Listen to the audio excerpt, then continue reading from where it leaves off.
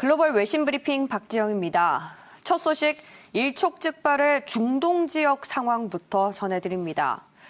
미군의 공습으로 이란 군부 실세 솔레이마니가 숨진 뒤로 양측 사이의 긴장감은 좀처럼 가라앉지 않고 있는데요.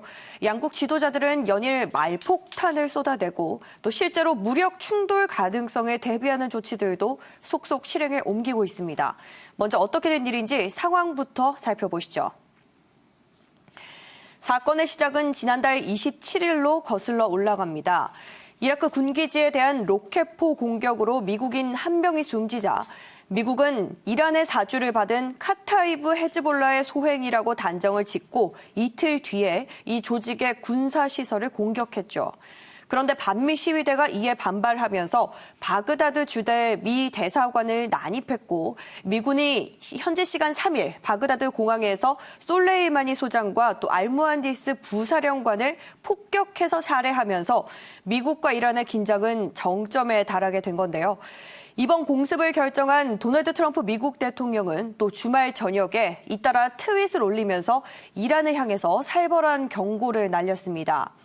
트럼프 대통령은 이란은 오랜 기간 오직 골칫거리였을 뿐이며 이란이 미국인이나 또한 미국 자산을 공격할 경우를 대비해서 미군은 이란의 52곳을 이미 공격 목표 지점으로 정해놨다고 밝힌 건데요. 이 50이라는 숫자는 이란이 오랫동안 인질로 잡아뒀던 미국인의 숫자를 뜻하는 것으로 알려졌습니다.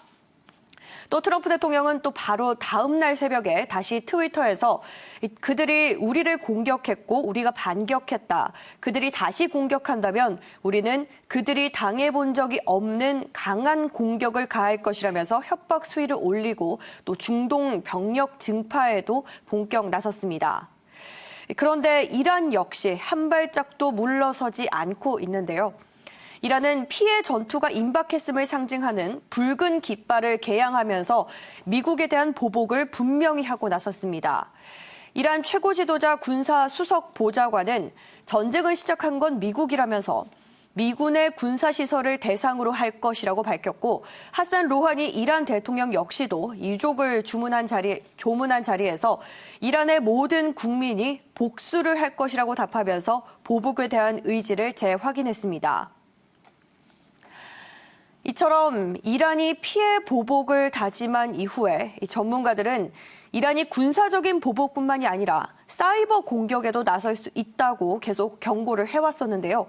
실제로 미 연방정부기관의 웹사이트가 이란 해커를 자처한 집단의 사이버 공격을 받았습니다. CNN의 보도입니다. 미국 연방 출간물 도서관 프로그램 FDLP의 웹사이트가 미국 동부 현지 시간으로 4일 해킹돼서 운영이 중단됐습니다. FDLP의 웹사이트의 초기 화면에는 신의 이름으로 또는 이란 이슬람 공화국 등의 글자와 또 이란 국기가 등장했고 트럼프 대통령이 주먹에 맞아서 피를 흘리는 모습의 합성 이미지도 삽입이 됐습니다. 트럼프 대통령의 이미지 아래에는 또 이란 사이버 시큐리티 그룹 해커스에 의해서 해킹이 됐다라고 쓰여 있는데요. 이 해커들은 해당 웹페이지에 범죄자들의 앞에는 가혹한 복수가 기다리고 있다면서 이것은 이란 사이버 능력의 일부로 우리는 언제나 준비가 돼 있다고도 밝혔습니다. 이처럼 사이버 공격뿐만이 아니라 잇따른 폭격까지도 더해지면서 일각에서는 전면전에 대한 우려까지도 나오고 있는 상황인데요. 이런 상황에서 긴장 완화를 위한 국제사회의 외교전 역시도 숨가쁘게 펼쳐지고 있는 만큼 앞으로는 좀 더 지켜봐야겠습니다. 이처럼 미국은 또 북한에 이어서 이제는 이란과도 일촉즉발의 상황까지 치닫으면서 사면 초가에 빠진 듯한 모습인데요. 과연 중국은 어떨까요? 최근 중국에서도 심상찮은 광경이 포착됐는데요. 사우스차이나 모닝포스트 보도로 살펴보겠습니다. 중국이 트럼프 대통령의 압박 정책에 맞서서 미국 전역을 사정권에 넣는 잠수함 발사 탄도미사일, 즉 SLBM 개발에 속도를 내고 있다는 분석이 나왔습니다. 사우스차이나 모닝포스트는 현지 시간 5일 복수의 소식통을 인용해서 중국 해군이 지난달 서해 보하이만에서 SLBM인 JL-3을 시험 발사했다고 보도한 건데요. 이 소식통들은 JL-3이 과거 3차례 시험 발사 때는 디젤 엔진을 단 잠수함에서 발사가 됐지만 이번 시험에서는 최신 원자력 추진 잠수함에서 발사됐다고 전했습니다. 이 미사일이 개발된다면 중국 잠수함이 미국 전역을 핵무기로 공격할 수 있게 되는 건데요. 바닷속에 일단 들어가면 탐지 자체가 어렵다는 점에서 SLBM은 지상이나 또 공중에서 발사되는 핵무기보다는 훨씬 더 위협적인 것으로 잘 알려져 있죠.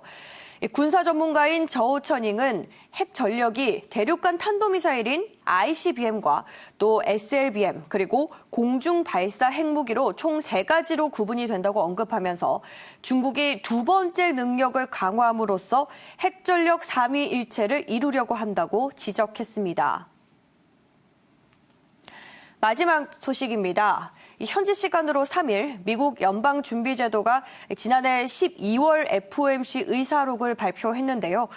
당분간은 기준금리를 동결하기로 의견을 모은 것으로 알려졌습니다. 블룸버그 기사로 자세히 살펴보시죠. 현지 시간 3일 공개됐던 연준의 지난해 12월 FOMC 의사록에 따르면 위원들은 미 경제가 현재의 궤도를 유지하는 한 현재의 기준금리 기조가 당분간은 적절한 것으로 평가한 것으로 알려졌는데요. 앞서 연준은 지난달 열렸던 FOMC 정례회의에서 기준금리를 1.5에서 1.75%로 동결한 바 있죠. 작년 7월 말 이후로 3차례나 연속으로 이뤄졌던 이 금리 인하 행진을 멈추고 동결 모드로 전환이 된 건데요.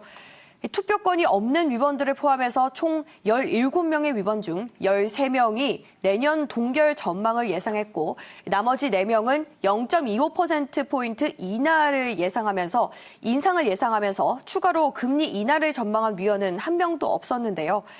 의사록은 이 위원들이 연준의 통화정책 지원으로 지속적인 경제 확장과 노동시장 강세 그리고 목표치인 2% 인플레이션을 가장 가능성 있는 결과로 봤다고 설명했습니다.